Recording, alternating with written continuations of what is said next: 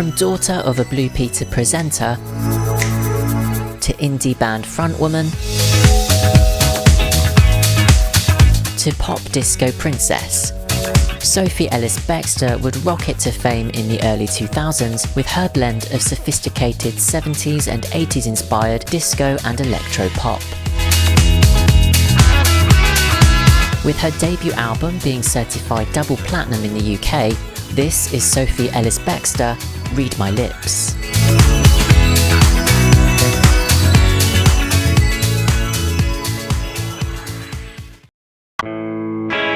Sophie Ellis-Bextor was born in London in 1979. Her mother, Janet Ellis, was a presenter on BBC's children's television programmes such as Blue Peter. As a child, Sophie occasionally appeared on Blue Peter alongside her mother. Which colour would you like? The green. Right, let's try you with a head ruler like the one I've got on. This is very simple, like I say, no sewing. The length of stockingette simply doubled so that there's no hemming at all, but you haven't got an edge that frays. And then you simply pop it over your head. You're not going to need it in here particularly, are you, with the studio lights up? However, Sophie first came to prominence in the late 1990s as the lead singer of the indie rock band The Audience, who formed in London in 1996. If you can't do it when you're young,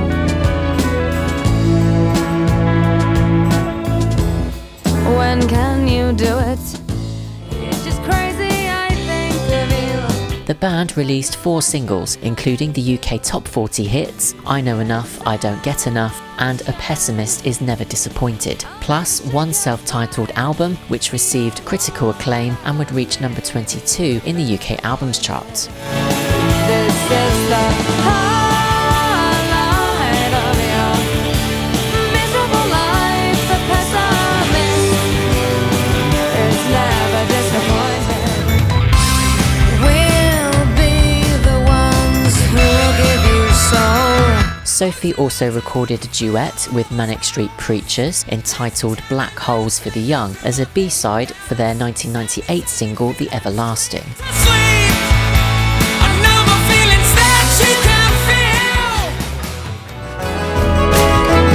And in 1999 made an appearance on the track Johnny A by Departure Lounge for their album Out of Here.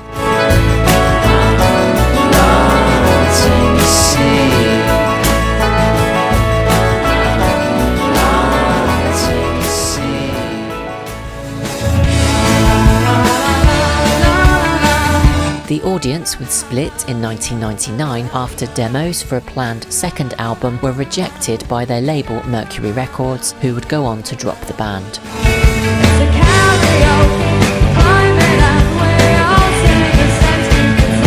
The Audience was, I suppose, a crash course in everything I needed to know about music and performing and being in a band, what to do, what not to do. I think I wouldn't be the same solo artist without that band experience. I wouldn't regard live work in the same way. I think for a lot of solo artists, the live thing must be really intimidating, particularly if you do music like me where it's quite programmed and electro-based. But for me, it was the opposite. I knew that the live thing was going to work. I knew how to take keyboard sounds and program drums to the live thing. And I think, yeah, if I hadn't done that, it would have been really scary. But it wasn't. It was something I was looking forward to. But something's got to give. It's up to me to build the bridge. There were loads of things I loved about being in the audience. I've got lots of happy memories. I think we were just permanently laughing, which was really nice. And just the cross-section of music that we were all introducing each other to, because we were from quite different backgrounds and different age groups. Take the usual route. I learned a lot. Even Blondie I didn't really know, but the band introduced me to it. I do miss the band thing, but because I've got now a group of musicians that I worked with on the last tour, I work with again on the next tour, they're involved in some of the recording for the next album. I'm trying to, it's a bit cheeky really, but I'm trying to get as many of the elements that I liked about being in a band with the group of musicians I work with now, and none of the bad stuff. I.e. they can have a laugh and, you know, come up with some great ideas, but when it comes down to it, I have, you know, the ultimate say, which I found very frustrating when I was in my first band because I felt like I was carrying the mantle of the decisions we made, but you know, if you're doing something, you're fronting something, but it was the drummer's decision, it's difficult to carry it through with conviction. And now I don't have to worry about that.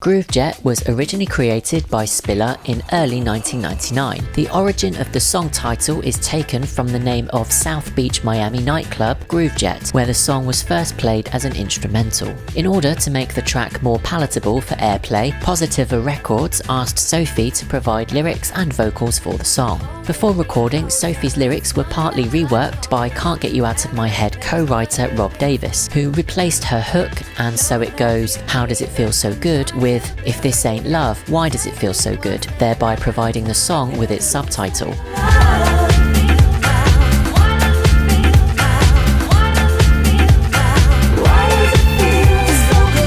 Released on the 14th of August 2000 in the UK, Groovejet, If This Ain't Love, would compete against Spice Girl Victoria Beckham's collaboration with True Steppers and Dane Bowers for the #1 spot. Out of Your Mind held the midweek #1 in the UK singles chart until the Saturday when Groovejet overtook it in sales. It was hyped by the media as a personal battle between the two artists. The single also found success worldwide. It reached #1 in Ireland, Australia and New Zealand. In mainland Europe, it charted within the top 5 in Iceland, Norway and Switzerland, whilst becoming a top 10 hit in Denmark, Finland, Hungary, Italy, the Netherlands and Portugal.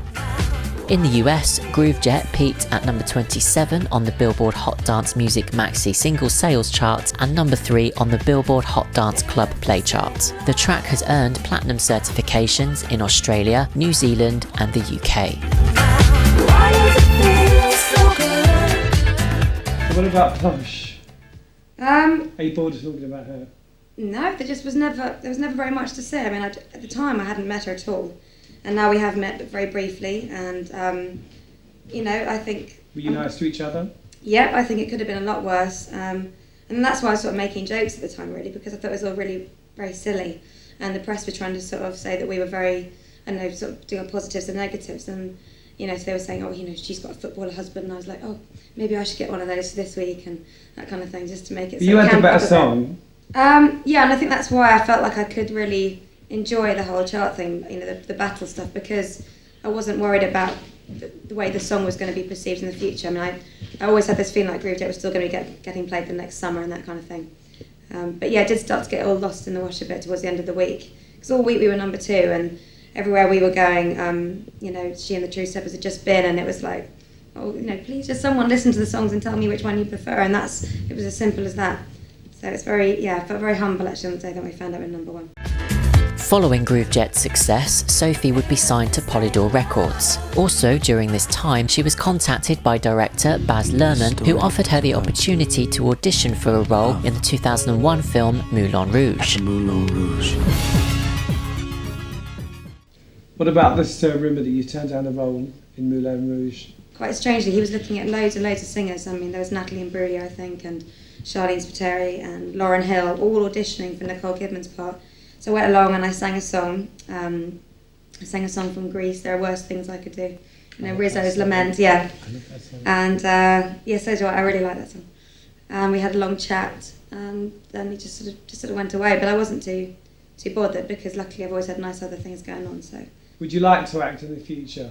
I feel like I get satisfied enough with doing my performances as a singer and videos, but I might do a film one day just to see what it's like. But music is my passion, that's my first love, and I'm not particularly good at acting, and I get a corpse, I start laughing, and I can't take it seriously, so. For the album, Sophie worked with Blur bassist Alex James, as well as former frontman of the New Radicals Greg Alexander.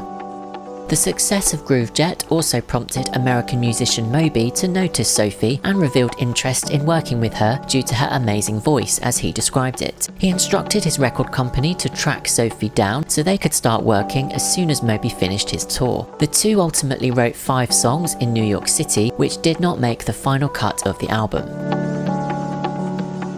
I went to New York to visit Moby, who'd invited me across to do some work with him and see if we could write anything.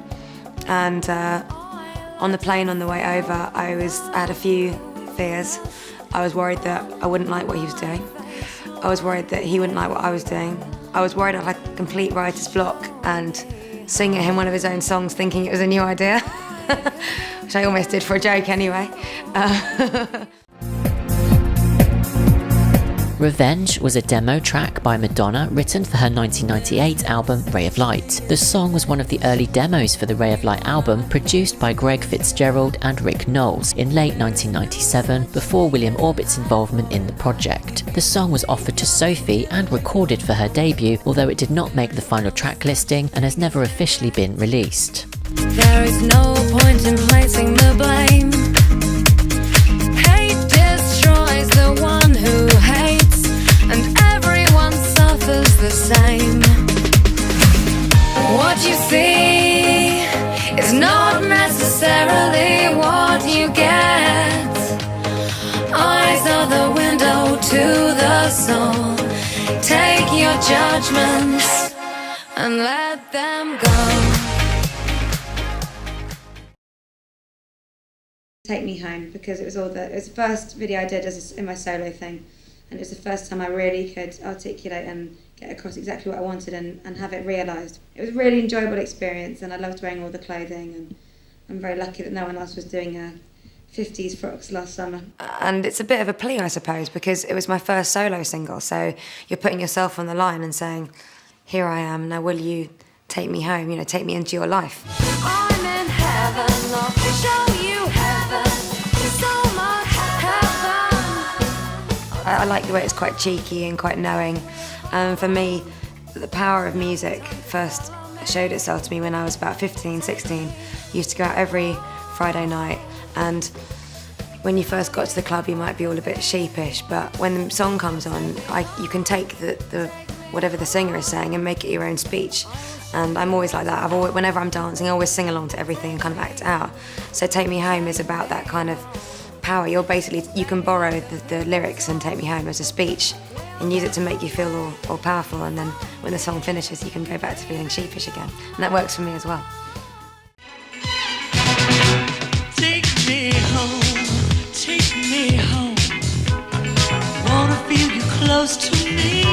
Take Me Home was a song recorded by American singer and actress Cher for her 15th studio album. Take Me Home was a disco song conceived after Cher was recommended to venture into the genre following the commercial failure of her previous albums. It was released as the lead single from the Take Me Home album in January 1979. The single fared well in the US charts, peaking at number 8 on the Billboard Hot 100. It was also a hit in Canada, reaching the top 10 of the singles chart there.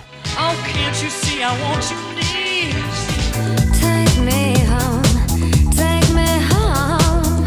On the 13th of August 2001, Sophie would cover the track and release it as her debut solo single. It contained rewritten lyrics by Sophie, while British musician Damien Legassic handled the production. Upon hearing the cover version, Sophie stated to NME magazine that Cher did not like Sophie's revised lyrics, thinking it was too overtly sexual. Sophie went on to say that Cher didn't actually write it, so she didn't get approval about what happened to the song. On the UK singles chart, the song was a commercial success, debuting and peaking at number 2. The song also reached number 6 in Ireland and entered the top 20 on the New Zealand chart. Don't pass me by,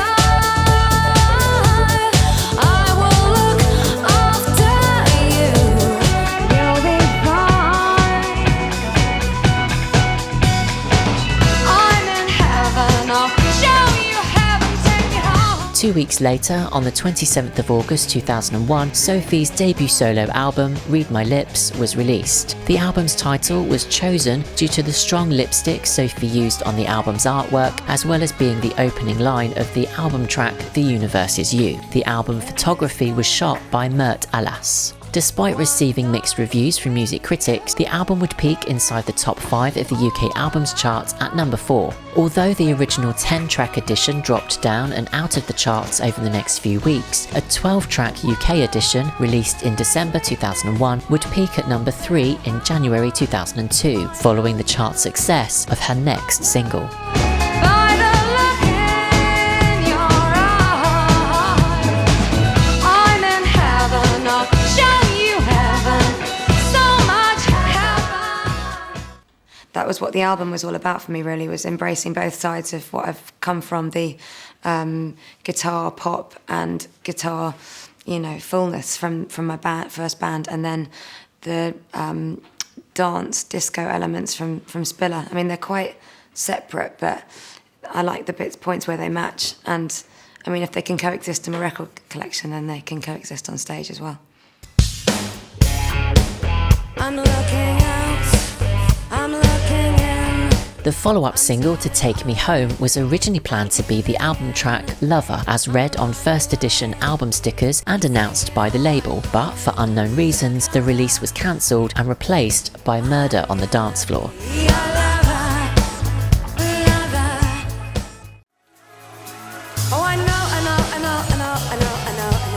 Murder's been a really great little ambassador for the album, and I have to admit it, there's something really satisfying about the fact that after Groovejet they were able to like, ooh, so how are you going to follow that up? And on the next album there's a song that became even more successful, and it's great to know that people are now going, oh, how are you going to follow up Murder? And you're like, well, you were asking me that about Groovejet, and so that was really unexpected. I mean, Murder was just, and it was the second single. I mean, if we thought it was going to be like this massive song, I'm sure it would have been the first one, so that was a real nice surprise. I've always loved a good dance, and I've always loved a bit of disco, so Murder is my toast to all that, really.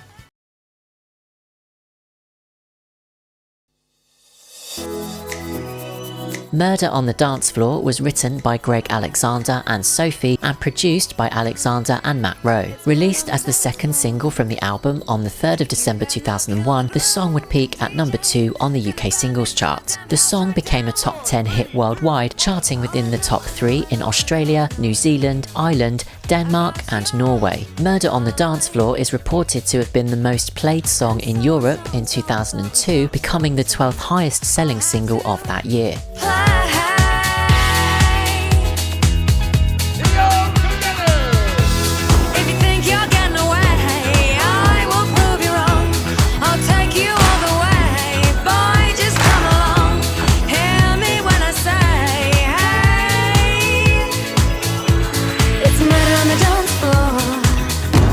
You better not kill the groove. Hey, hey, hey, it's murder on the dance floor. But you better not steal the moves, DJ. Gonna burn this goddamn house right down.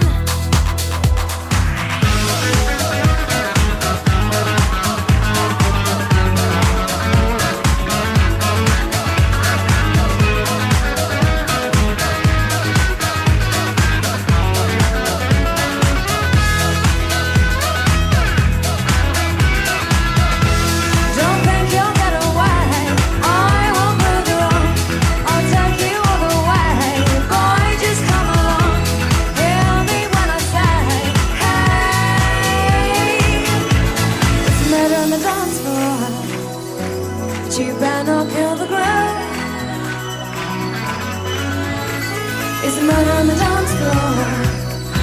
But you better not steal the moves, DJ. Gonna burn this goddamn house right down. It's murder on the dance floor. But you better not kill the groove. Get Over You is very sort of, it's triumphant because it's very sure that its message is true. I mean, Get Over You has a kind of double meaning in that it's partly saying, oh, I'll get over you, sort of cliched, like, I've had enough of you, but I'm going to repair myself kind of way. But really it's more saying get over yourself. You've always had to win, you'll have to go without. You don't know where to stop. I suppose it's a little bit of an I will survive type thing, but maybe not quite as far down the road as that. It can be just about if you're out somewhere and you meet some guy who just thinks they're the bee's knees and they're just really not, and you're just saying to them, get over yourself and go away and get some substance. That's why the lyrics, there's no substance in your style. It's just saying it's all front. Ellis-Bextor on the set of my new video for the new song Get Over You.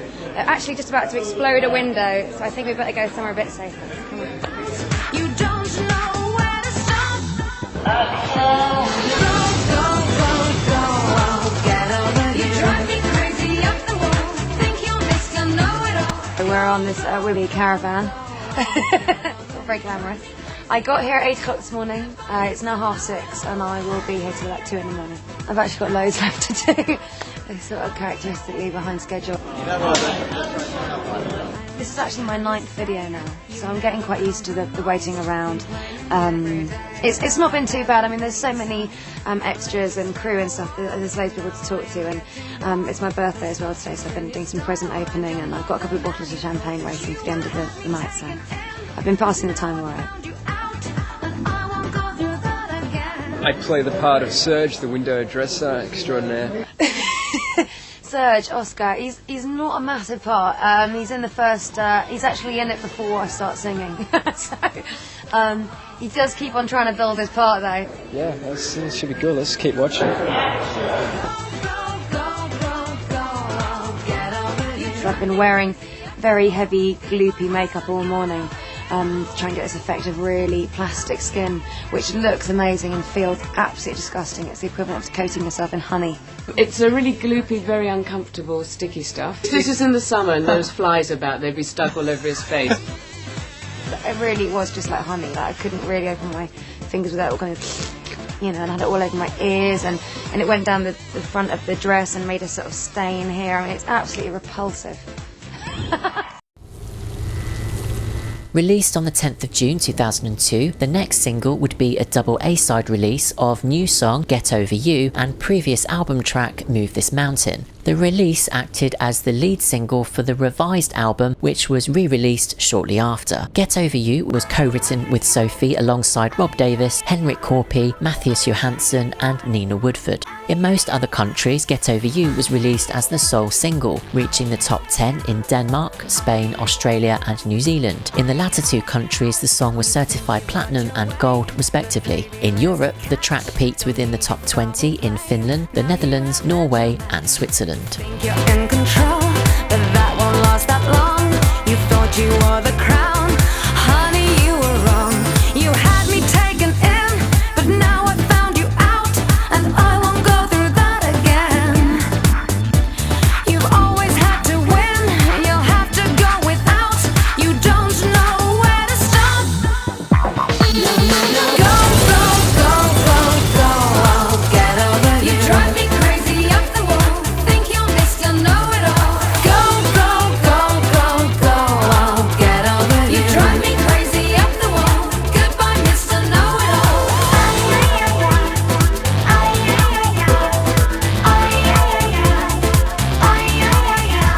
I let you have your say. You never compromise. Complaining every day about everything in sight. I've let you stay a while. Now I am getting bored. No substance in your style, and you're not the man you were. You had me taken in, but now I found you out, so I won't go through that again. You've always had to win, you'll have to go without. You don't know where to stop. No, no, no. Go, go, go, go, go. I'll get over you. You drive me crazy up the wall. Think you're Mr. Know-it-all. Go, go, go, go, go. I'll get over you. You drive me crazy up the wall. Goodbye, Mr. Know-it-all. Move This Mountain is my favourite song on the album. What do you want from me? I stand before The others have their moments, but Move This Mountain's been a real consistent one with me. It was a bit of a breakthrough for me as a writer, I think. It was a completely charming experience to write and record. I was a massive, still a massive Blur fan when I was growing up. And I have to admit, I first went to meet Alex James, who ended up writing the track with me, just out of curiosity really, because I've always wanted to meet him and I've seen him in concert, so it's getting a bit closer. Move This Mountain was just so different. It had a real sort of John Barry type quality, the epic strings, the bells, the choir, and I just saw it as a real opportunity to do something really different. I hope I can do it again because it's brought me a lot of pleasure as a song. Move This Mountain was a co-write by Sophie alongside Blur's Alex James. The double A side would become Sophie's third top 3 UK hit, peaking at number 3 on the singles chart. What do you want from me? I stand before you, no attempt to leave. A 15-track edition of Read My Lips, with a considerably revised running order, was released in the summer of 2002 and peaked at number 2, 41 weeks after the original edition first charted. Elsewhere, the album would peak inside the top 10 in Australia, New Zealand, Norway and Germany, and within the top 20 in Ireland, Finland and Austria. In June 2002, the album was certified double platinum in the UK for sales of over 800,000 copies. The album has sold over 1 million copies worldwide. In the US, Murder on the Dance Floor was serviced to radio in September 2002, where the single reached number 9 on the Billboard Dance Singles Sales chart.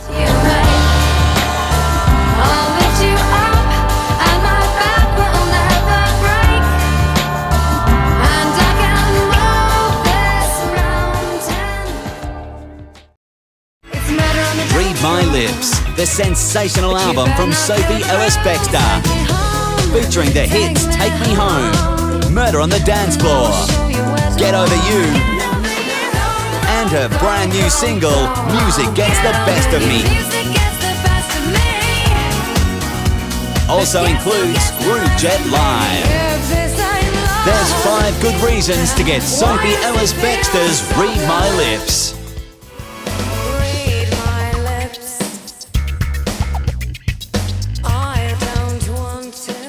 The universe it contains the lyric "Read My Lips," and funnily enough, I actually wrote it originally for "Take Me Home" and then didn't use it for that. So it'd been running around for a little while. It was almost a coincidence that it's in the track and the album title, because I'm not very keen on picking a song title as an album title, because I think it's almost like favoritism for that track, and I couldn't really sum up the album with one song. I mean, there wasn't one song that summed up everything that the album was about, so I didn't think it would be very representative. But just as a quote, I thought Read My Lips kind of had both sides of the kind of pop element, i.e. lots of lipstick and being very aesthetic, but also the fact that it's something you say if you're going to emphasise the thing you're going to say next. And as a singer who cares about what I'm singing about, it set up that thing of like, read my lips, okay, there's going to be something important coming out of them in a minute. Music Gets the Best of Me was the last song to be finished. It's going to be the last single from the album. It's actually one of my favourites. That's quite a new thing for me, because usually when I'm getting new stuff together, I'm quite private about it, and I'll work with someone but start off my work on my own. So they'll send me some chords and I'll just get the melody together and a few lyric ideas before I then see them again. And I think I really must be getting a bit more mature about it, because with that song I went into a room with nothing, with 2 other chaps named Greg and Matt, and we just sat around and just started playing around, and we had 2 days just to see what happened. It really didn't matter what happened out of that session, and it was just a very natural thing, and we spent the first half of the day, I think, just talking about music. And so when we started getting these chords together, I was thinking, it sounds like it's going to be another love song, which is great. We need love songs in the world, but maybe not another one right now. So I thought, what about making a love song to music? Because that's what we spent all morning talking about anyway. Music gets the best of me, but guess who gets the rest of me? And there's no need for jealousy. Music gets the best of me. It's a little bit tongue-in-cheek. I mean, I don't really love music more than people. I think sometimes when you are performing, and it doesn't have to be from a performer, it's just everybody's got music in their life, whether it's listening to the radio on the way to work or dancing on a Friday night or playing a CD on a Sunday at home or whatever. Everybody's got a moment where they think, oh, this really takes me back to when I was a kid, and this has always been a great moment for me. And that's what it's about. It's about that moment where you go, oh, this is always going to be here, and no matter what, there's never going to be a time when I'm not allowed to listen to this and get a little escape.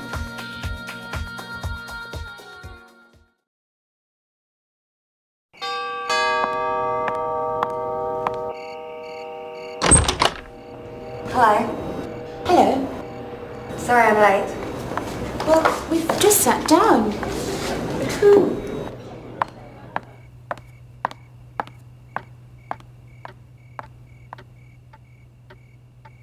Who's she? I thought you invited her.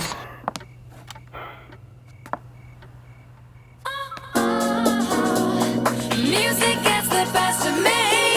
Music Gets the Best of Me was released on the 4th of November 2002 as the fourth and final single from the album. Written by Sophie, Matt Rowe and Greg Alexander, the song peaked at number 14 on the UK singles chart and number 15 in Italy and Romania. You're not my first ever.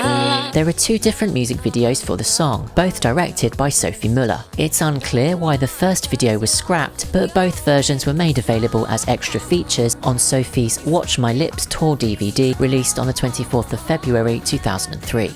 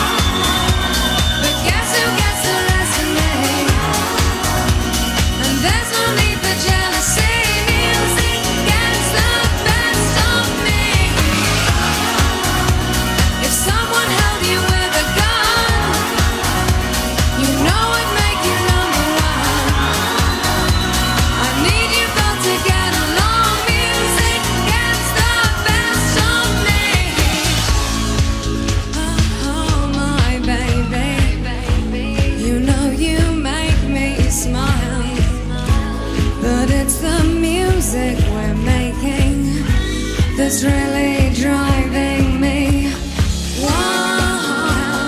Music gets the best of me. I can't help it, baby. There's no need for jealousy. Music gets the best of me. If someone held you with a gun, you know I'd make you number one. But I need you both to get along. Music gets the best of me.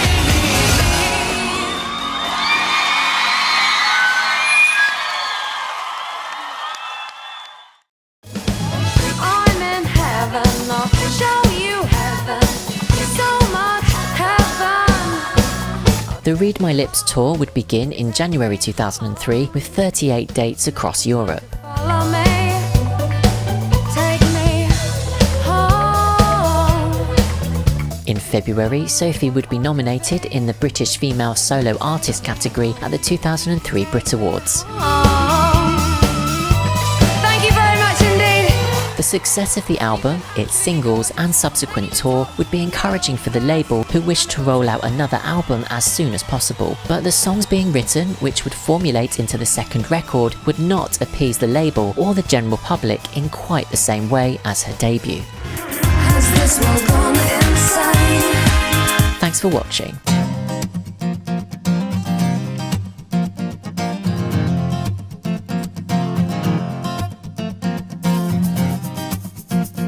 I know that my thinking is hazy from standing in this light, and my girlfriends think I am crazy. They could be right. I see a proposition